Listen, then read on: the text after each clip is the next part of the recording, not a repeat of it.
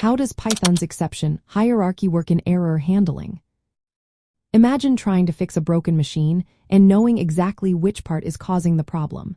In Python programming, understanding how errors are organized helps you fix bugs faster. When you write code, errors or exceptions can happen for many reasons. Python has a system that sorts these errors into a clear structure, called the exception hierarchy. This structure is built as a class inheritance tree, starting with the top class called base exception. Every error you see in Python is either an instance of base exception itself or one of its subclasses. This setup makes it easier to handle errors in a precise way or catch a broad group of errors at once. At the very top, base exception provides the basic behavior for all errors. It includes methods like str and repr that tell Python how to display the error message. But it is usually not a good idea to catch base exception directly because it includes errors that stop the program from running, like system shutdown signals. Instead, most programmers catch the exception class, which is a subclass of base exception. The exception class covers most common errors that happen during normal program execution, such as trying to access a list element that does not exist or dividing by 0. Below exception, there are many specific classes for different types of errors. For example, arithmetic error is for errors related to calculations, like dividing by 0, which raises a 0 division error. Lookup error covers errors when trying to find something that isn't there, like a missing key in a dictionary or an out-of-range list index, which raises key error or index error.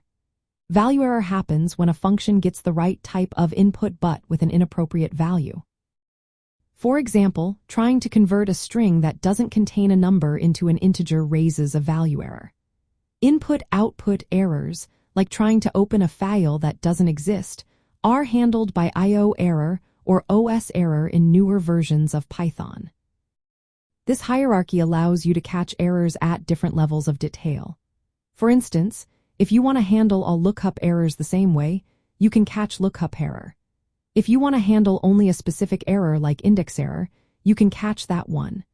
You can also create your own custom error classes by subclassing exception or one of its subclasses.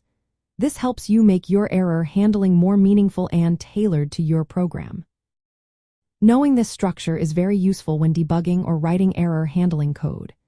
Instead of catching every error blindly, you can target specific errors or groups of errors.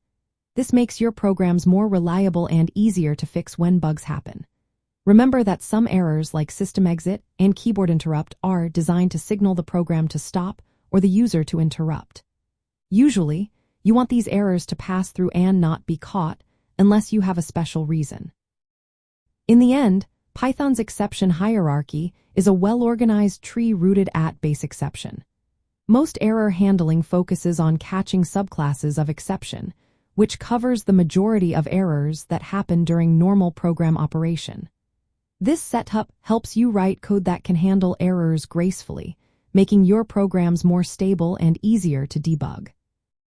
By understanding how errors are categorized and related, you can write more precise try-except blocks, catching only what you need and leaving critical errors to propagate naturally.